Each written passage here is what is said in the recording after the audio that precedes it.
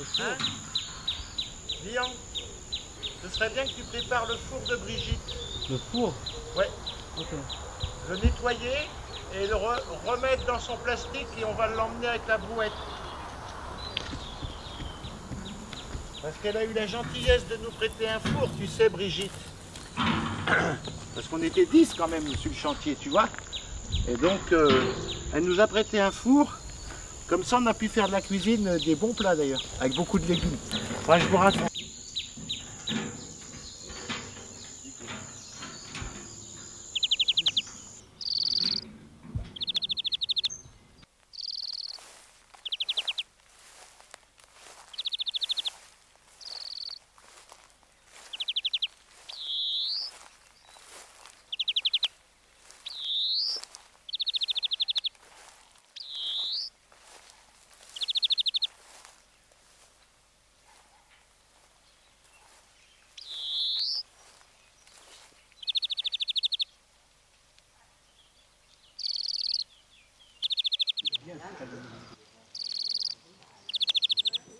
Et attends, en plus de ça, ils sont toute une vie de comme des poupées gigottes. Donc tu vois, ça gagne de la place dans la bagnole, tu les retires.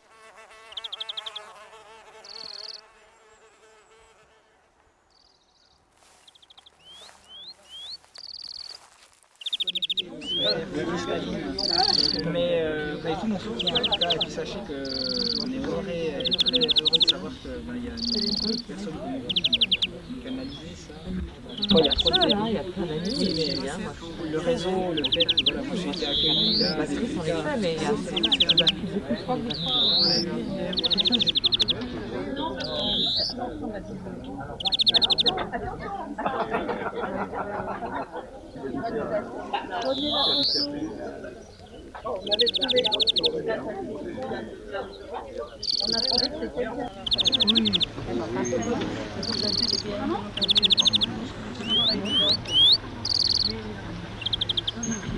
Et moi. Pardon, voulez-vous s'asseoir là? Non, je vous en prie. Non, mais allez-y. Comment ça se passe?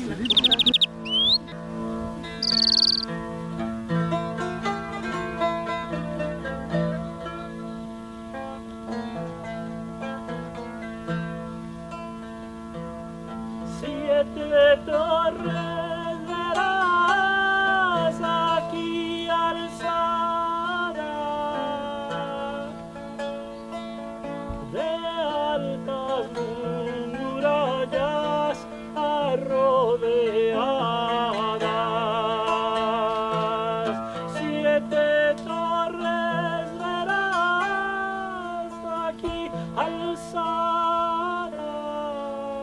de altas murallas rodeadas. En la prisión estoy aquí atado, en la selva lloro desconsolado.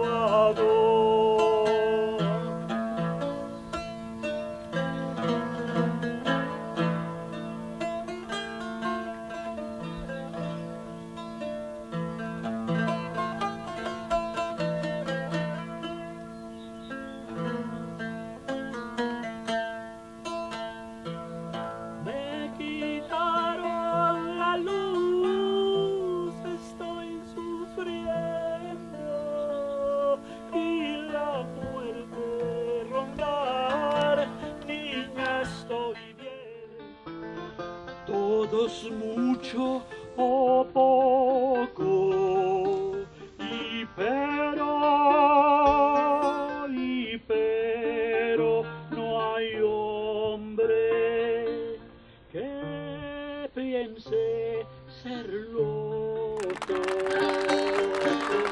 Du refuge du paquebot, le paquebot des rêves réfrigérés. Bon, alors il commence à se dire, je vais faire comme d'habitude, pourquoi? Je vais construire un mur en pierre sèche, avec du mortier. Vous le voyez là, mais il a une forme complètement comme ça, comme un peu plus haut, un peu plus bas, etc. J'ai plus de cailloux. Bon. Ensuite, il va mettre ses bouts de bois, il va commencer à les trianguler, le grillage à poules, les bouteilles de plat.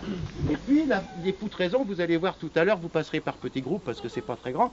À l'intérieur, il y a des poutraisons, bien sûr, qui vont permettre de commencer à poser les capots de voiture. Et à mon avis, il a commencé par le haut, forcément, parce qu'il a fait ce qu'on appelle un tuilage. Hein. Il a posé un capot de voiture sur un autre capot de voiture, sur un autre capot de voiture, pour que la pluie puisse s'écouler. Sauf qu'il y avait du vent, il y a du vent, il y a des tempêtes là. Et le vent, les vents viennent principalement de là-bas, du sud-ouest. Il y avait des tempêtes. Et la tempête, c'est l'effet Venturi. Le vent, il va venir à toute vitesse, il va vous soulever votre toit et votre toit va être arraché. Donc il s'est dit, pour que le toit ne soit pas arraché et soulevé, je vais mettre des solins de ciment.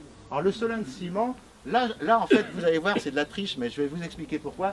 C'est ça un solin de ciment, vous voyez, c'est du sable, de la chaux, du ciment.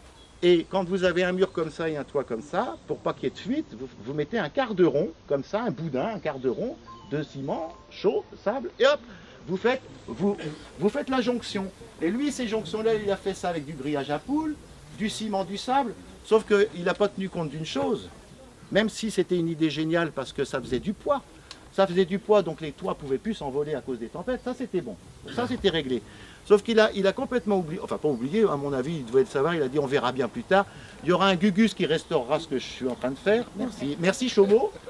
Et donc il s'est dit, bon, on laisse ça comme ça. Mais avec les nuages et le soleil, quand ça passe, nuage, soleil, pluie, nuage, soleil, le métal travaille. Quand il y a de la chaleur, du chaud, du soleil qui arrive sur un métal, il se dilate. Et puis tout à coup, le nuage passe et hop, il se rétracte. Donc les solins, eux, ils sont rigides, ils n'ont aucune souplesse, donc ça a cisaillé et à un moment donné, ils se sont désolidarisés.